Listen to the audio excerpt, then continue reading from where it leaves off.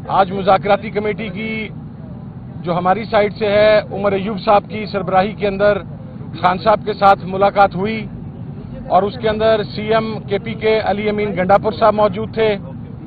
اس کے اندر محترم سلمان اکرم راجہ صاحب سیکرٹری جنرل پاکستان تحریک انصاف موجود تھے. اس کے اندر مجلس وحدت مسلمین کے سربراہ راجہ ناصر عباس صاحب موجود تھے. اس کے اندر اسپیکر اسد کیسر صاحب موجود تھے اور خان صاحب کے کچھ 4-5 پیغامات ہیں جو آپ تک پہنچانے ہیں. سب سے پہلے تو یہ کہ ریمیٹنس کے حوالہ سے ریمیٹنس کی کال جاری رہے گی اور اس کی نوبت کیوں آئی کہ 1971 کے بعد پاکستان میں پہلی مرتبہ کسی پولیٹیکل پارٹی کو اس طریقے سے وکٹمائز کیا گیا. پولیٹیکل پارٹی کے بنیادی حقوق سلب کیے گئے. پاکستان تحریک انصاف کے کارکنان کو ٹارچر کا نشانہ بنایا گیا. پارلیمنٹیرینز کی چادر اور چار دیواری کا تقدس پامال کیا گیا اور بحیثیت مجموعی سول رائٹس اور ہیومن رائٹس کو سسپینڈ کیا گیا. تو اس کے اوپر ریمیٹنس کی کال ہماری جاری رہے گی. اس کے بعد الیکشن کے اندر بھی جو 8 فروری میں آپ کے سامنے ہوا، جس طریقے سے ہمارا مینڈیٹ چرایا گیا، وہ بھی اس کے اندر ایک وجہ شامل ہے. اور دوسری چیز یہ کہ مذاکرات کے کٹ آف کے لیے جو ایک ٹائم فریم ہے وہ جنوری اینڈ ہے. ہم 31 جنوری تک اس مذاکرات کو منطقی انجام تک پہنچانا چاہتے ہیں 2025. اور عمر ایوب صاحب جو کہ لیڈ کر رہے ہیں اس مذاکراتی جو پروسیس ہے سارے کا سارا، اور ہماری کمیٹی کو، وہ انشاءاللہ 2 تاریخ کو حکومت کو بھی یہ بات فارملی آغاز کر دی جائے گی اور آج آپ کے ذریعے بھی پہنچ جائے گی. تیسری چیز یہ کہ خان صاحب نے یہ کہا ہے کہ پاکستان کے لیے، پاکستان کی بقا کے لیے میں اپنے پر ہونے والے قاتلانہ حملے، میں اپنے ساتھ روا رکھے جانے والے ہر سلوک کو معاف کرنے کے لیے پاکستان کے لیے تیار ہوں. اور چوتھی چیز، خان صاحب نے خیبر پختونخوا کی حکومت، سی ایم خیبر پختونخوا علی امین گنڈاپور صاحب پر اپنے بھرپور اعتماد کا اظہار کیا ہے. اور اس کے بعد خان صاحب نے پاکستان تحریک انصاف کے تمام کارکنان، تمام پارلیمنٹیرینز، وہ قومی اسمبلی کے ہوں، وہ ریسپیکٹیو صوبائی اسمبلیز کے ہوں، ان کو شاندار الفاظ میں ان کے کھڑے رہنے پر، ان کی استقامت پر، فستائیت کا سامنا کرنے پر یہ کہا ہے کہ یہ تمام میرا فخر ہیں. تمام پارلیمنٹیرین فخر ہیں، تمام کارکنان فخر ہیں، تمام اتحادی جماعتیں فخر ہیں. اور خان صاحب نے کرم کے معاملے کے اوپر سی ایم کے پی کے علی امین گنڈاپور صاحب اور راجہ ناصر عباس صاحب سے خصوصی گفتگو کی. اس کے اندر اسپیکر صاحب نے، عمر ایوب صاحب نے، سلمان اکرم راجہ صاحب نے اپنا فیڈ بیک دیا اور خان صاحب نے اس بات پر زور دیا کہ جلد سے جلد اس مسئلے کو حل کرنا ہے اور اس کے حل کی طرف جانا ہے. یہ چند نکات تھے، چند پوائنٹس تھے. اور جو مطالبات ہیں وہ ہمارے 2 ہی ہیں.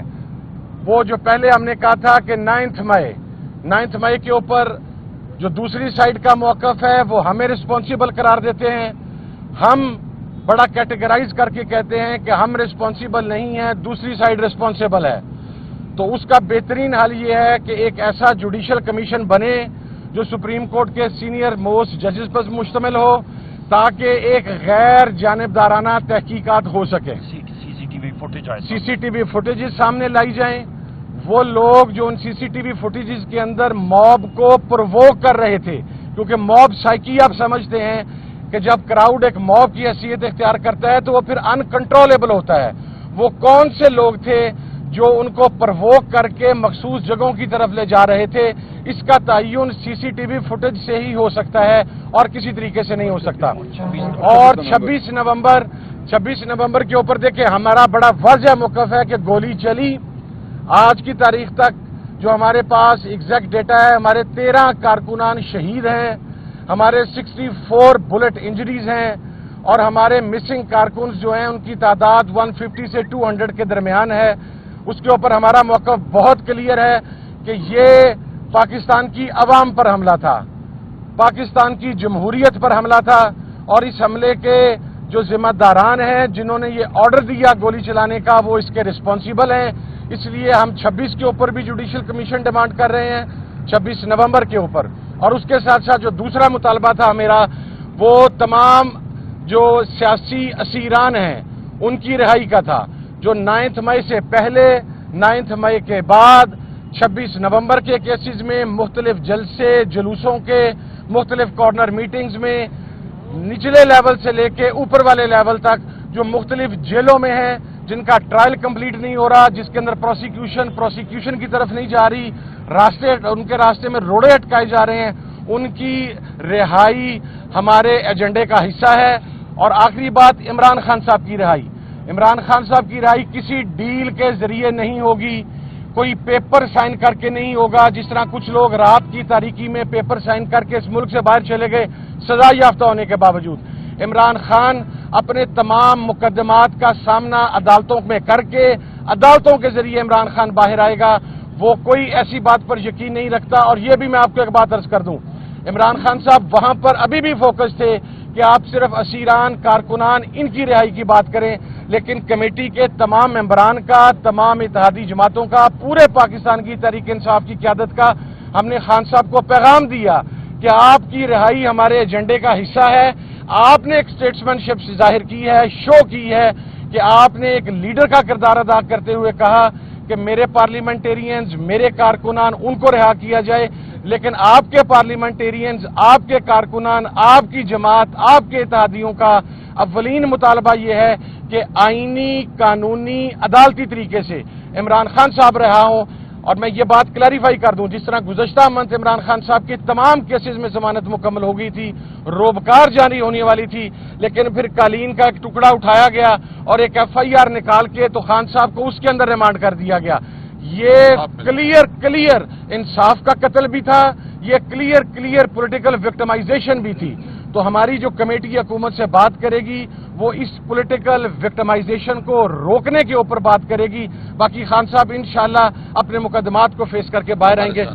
اور افغانستان پر جو حملہ ہوا اس کے اوپر خان صاحب کا موقف بالکل کلیئر ہے. نمبر 1، ہم کسی پرائی جنگ کا حصہ نہیں بن سکتے. ہم پہلے بھی پرائی جنگ کا حصہ بنے، اس کا نقصان پاکستان نے 2 لاکھ کے قریب شہادتوں کی صورت کے اندر برداشت کیا. ہم اب بھی کسی پرائی جنگ کا حصہ نہیں ہو سکتے. اور افغانستان کے اوپر جو اٹیکس ہوئے ہیں ان کی خان صاحب کی طرف سے کنڈمنیشن آئی ہے. وہ ہمارا برادر اسلامی ملک ہے. پاکستان کے لینڈ آرڈر کی بہت ساری سچویشن افغانستان کے ساتھ برادرانہ تعلقات کے اوپر ہے. تو خان صاحب نے افغانستان کے ساتھ معاملات کو بات چیت کے ذریعے حل پر زور دیا ہے. یہ تمام چیزیں تھیں جو آج وہاں پر ڈسکس ہوئی ہیں. اب انشاءاللہ عمر ایوب صاحب کی سربراہی کے اندر 2 تاریخ کو ہم حکومتی کمیٹی کے ساتھ بیٹھیں گے اور یہ تمام چیزیں عمر بھائی وہاں پر بیان کریں گے. بہت شکریہ جی، تھینک یو.